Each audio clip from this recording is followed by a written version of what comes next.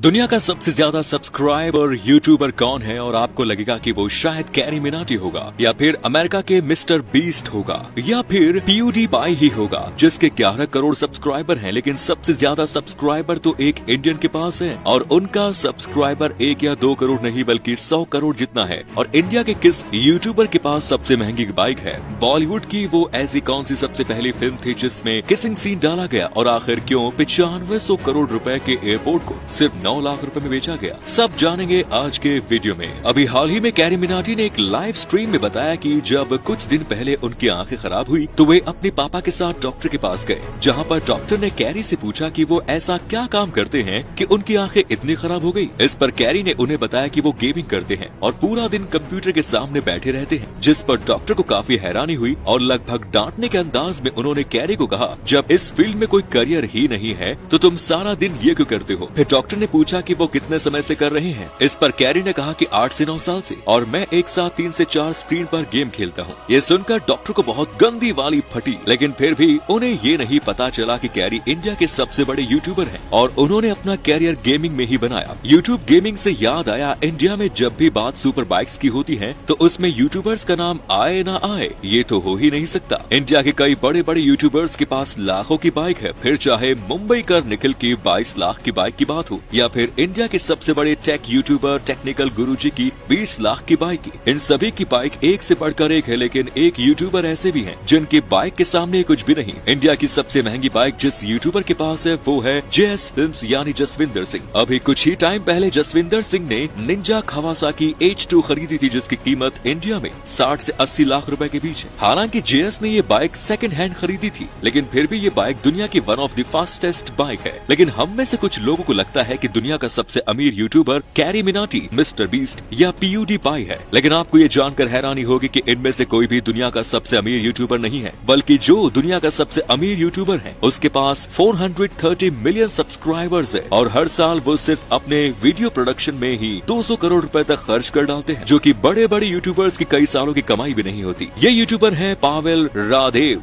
जो bright side 5 minute craft YouTube channels के founder हैं और इनकी एक साल की कमाई मिस्टर बीस्ट जैसे अमेरिकन यूट्यूबर से भी 10 गुना ज्यादा है। तो इसी यूट्यूब को गूगल ने साल 2006 में $1.65 बिलियन में खरीदा था। उस वक्त गूगल ने सुजैन को यूट्यूब का CEO बनाया, लेकिन इंटरेस्टिंग बात तो ये है कि ये वही महिला है जिन्होंने साल 1998 में लेरी पेज और उनके दोस्त को गूगल स्टार्ट करने के लिए अपना गैराज किराए पर दिया और फिर उन्हीं के साथ एक एम्प्लॉय के रूप में काम करना शुरू किया और देखते ही देखते वे यूट्यूब की CEO बन गए। आज के टाइम बॉलीवुड में किसिंग सीन होना नॉर्मल बात है, लेकिन क्या आपको पता है कि बॉलीवुड का सबसे पहला किसिंग सीन उस वक्त फिल्माया गया जब ब्लैक एंड व्हाइट फिल्मों का दौर था और फिल्मों में आवाज भी नहीं होती थी। बॉलीवुड की जिस फिल्म में सबसे पहले किसिंग सीन दिखाया गया वो फिल्म थी अ थ्रो ऑफ डाइस। ये फिल्म 1929 में रिलीज हुई और उस दौर में फिल्मों में महिलाओं का काम करना भी बहुत खराब माना जाता था, लेकिन इस फिल्म ने तो उस दौर की सारी हदें लांघ दी और एक्टर चारुल और एक्ट्रेस सीता देवी के बीच ऑन स्क्रीन किसिंग सीन फिल्माया गया। स्पेन ने अपने 95 अरब रुपए के एयरपोर्ट को सिर्फ 9 लाख रुपए में बेच दिया। स्पेन एक ऐसी कंट्री है जहाँ पर हर साल 8 करोड़ टूरिस्ट आते हैं और इनमें से मैक्सिमम स्पेन की कैपिटल सिटी मैड्रिड में लैंड करते हैं, लेकिन मैड्रिड एयरपोर्ट इतना बड़ा नहीं था कि इतने सारे टूरिस्ट का भार सह सके। इसीलिए साल 2009 में स्पेन ने $1.2 बिलियन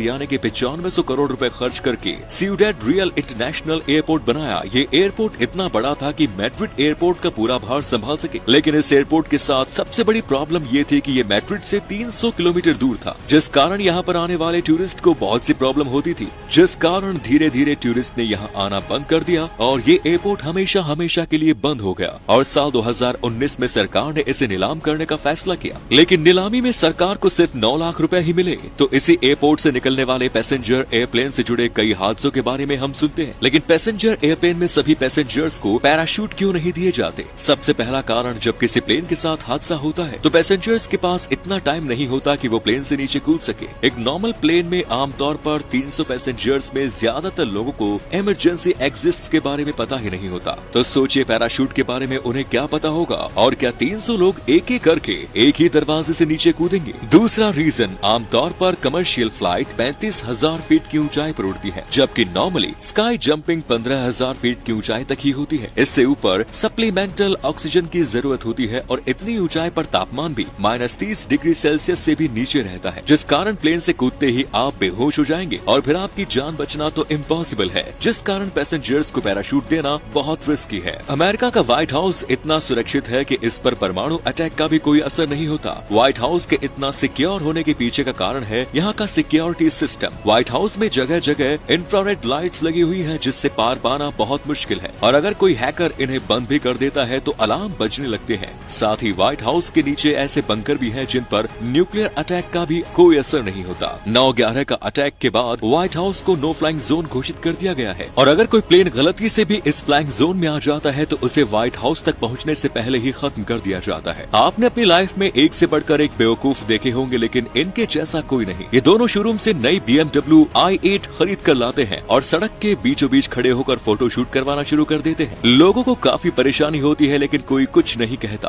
पर फिर एक आदमी को गुस्सा आता है और वो अपनी कार से बेसबॉल बैट लाकर इनकी विंडशील्ड पर दे मारता है, जिस कारण देखते ही देखते इन बेवकूफों को लाखों का नुकसान हो जाता है और नई कार टूटती है वो अलग। दोस्तों, ये थे दुनिया से जुड़े कुछ इंटरेस्टिंग फैक्ट्स। आपको इनमें से कौन सा फैक्ट सबसे इंटरेस्टिंग लगा, कमेंट्स में जरूर बताएं। Thanks for watching.